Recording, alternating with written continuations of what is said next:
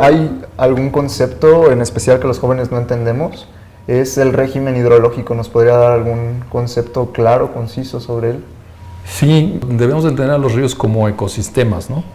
Como un sistema con vida, vivo, y ese sistema funciona porque hay una variabilidad, o sea, hay meses que llueve mucho y hay meses en donde no llueve nada, ¿no?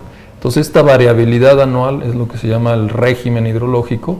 Esa lluvia se traduce en escurrimientos, entonces los ríos hay meses que tienen mucha agua y luego se secan. Y entonces toda la vida del río, las especies, se organizan alrededor de esa variabilidad. O sea, es importante que los ríos tengan esas grandes avenidas porque se dispara la vida y entonces empiezan a surgir los peces, los crustáceos, a florecer, ¿no? La vegetación, pero luego vienen esas grandes sequías, ¿no? Entonces ahí se reorganiza otra vez el ecosistema y entonces esa fluctuación es la que es muy importante conservar, ¿no? Si nosotros a los ríos los hacemos planos, o sea, sin régimen, entonces ese ecosistema se empieza a perder, ¿no? Un ejemplo que utilizamos cotidianamente en nuestras pláticas es que ese régimen hidrológico es como nuestro electrocardiograma, ¿no? El ¿no? Sí. Si de repente tú ves un electrocardiograma que es pues ya algo pasó, ¿no? Sí. Sabemos que WWF ha generado estrategias en relación al programa Agua.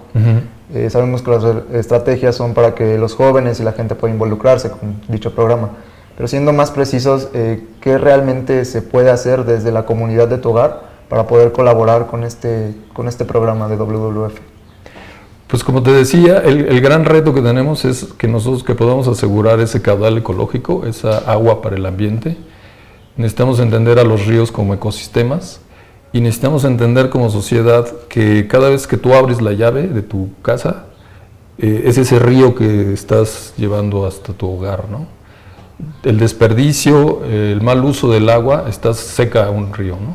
Finalmente. Entonces, no tendríamos por qué secar río. El problema del agua en el mundo y en México es un problema no de cantidad de agua, sino de manejo del agua, de cómo nos organizamos para manejar el agua, ¿sí? Sí. Piensen que la eficiencia de uso del agua en México necesitamos sacar 2 litros de la naturaleza para que podamos usar 1. Entonces estamos tirando 1, desperdiciándolo. Necesitamos ser muy conscientes de que no debemos desperdiciar, ¿no? Ese es lo más importante. Sí, ¿de qué manera el programa Agua puede ayudar a cumplir los objetivos de desarrollo del milenio de Naciones Unidas? Por ejemplo, el objetivo número 13 de la conservación marina, el objetivo número 14 de la conservación de ecosistemas terrestres. ¿De qué manera está relacionado? Es una muy buena pregunta, muy actual. Realmente se empieza a discutir en México y empezamos a discutir nosotros en los foros en los que participamos cómo este buen manejo de los ríos, estas reservas de agua que les comentaba que estamos haciendo en el país, reservas de agua para el ambiente, cómo aportan a cumplir estos objetivos que son compromisos de los gobiernos y en particular del gobierno de México, y tiene una relación directa muy importante. Te pongo un ejemplo, uno de los primeros ríos que protegimos es el río San Pedro Mezquital. El río San Pedro Mezquital tiene la primera reserva de agua que decretamos y esa reserva de agua permite llevar desde las montañas hasta el mar una cantidad de nutrientes y sedimentos en esa agua que fluye en este régimen hidrológico, que en las zonas costeras se traducen en manglares muy sanos, en pesquerías muy sanas, ¿sí? Y entonces eso aporta, es un ejemplo de cómo un río conecta con el mar y es partícipe de esa salud, de ese ecosistema marino, ¿no? Entonces, en términos de estos objetivos de desarrollo, pues esa es una manera de aportar al cumplimiento, ¿no? Además está la parte de la pobreza, ¿no? Ríos sanos son fuente de alimentación, son fuente de agua para las comunidades marginadas, ¿no? Que tienen difícil acceso. Y concretamente en términos también de los ODS, hay un ODS muy particular de agua. Es la primera vez en la historia que hay un objetivo de desarrollo específico del agua. Siempre se había tratado como algo colateral o algo que estaba ahí de alguna manera mencionado, pero no tan específico como en estos nuevos objetivos. El objetivo 6 es el objetivo de agua Y dentro de uno de los subobjetivos está la conservación de ecosistemas acuáticos, ¿no? En particular los ríos, entonces tiene una aportación directa. El cumplimiento de esos objetivos se traduce en mejores condiciones de vida para la sociedad, ¿no? Para la población, que es lo importante, ¿no? Sí. Sabemos que el programa Agua empezó principalmente a cuidar 3 recursos hidrológicos del país. ¿Por qué empezar por esos recursos? ¿Qué tenían de característico empezar? Nosotros seleccionamos 3 cuencas. Cuencas es la unidad en la que manejamos el agua, ¿no?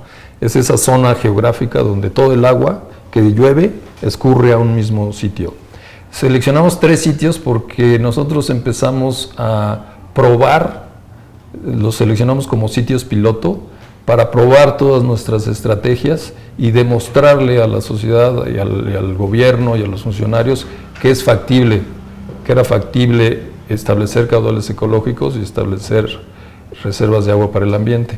Y seleccionamos esas 3 cuencas por algo muy interesante, son muy representativas del país, ¿no? Entonces seleccionamos el río Conchos en el norte, frontera en el río Bravo, que es un río en una zona desértica, de un clima seco, transfronterizo, que está sobreexplotado, ¿sí? Y que tiene todos los problemas del mundo, ¿no?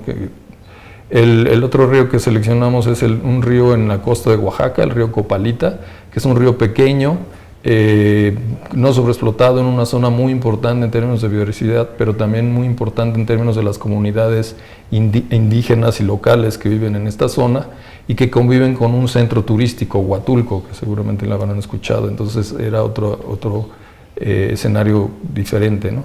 Y el tercer río es el San Pedro Mezquital, que es una joya que tenemos porque es un río que no se había tocado, estaba vedado, o sea, no se podía tomar agua de ese río. Entonces lo empezamos a estudiar y entonces lo utilizamos como un ejemplo de cómo es un río muy cercano a las condiciones naturales, ¿no? Entonces esos 3 casos nos permitieron armar un caso muy fuerte que nos ha permitido avanzar mucho en los logros que hemos tenido. La biodiversidad marina, que es la variedad de vida en los océanos y los mares, es un aspecto fundamental de los 3 pilares del desarrollo sostenible, económico, social y ambiental, que mantiene el funcionamiento del planeta y proporciona servicios que sustentan la salud, el bienestar y la prosperidad de la humanidad.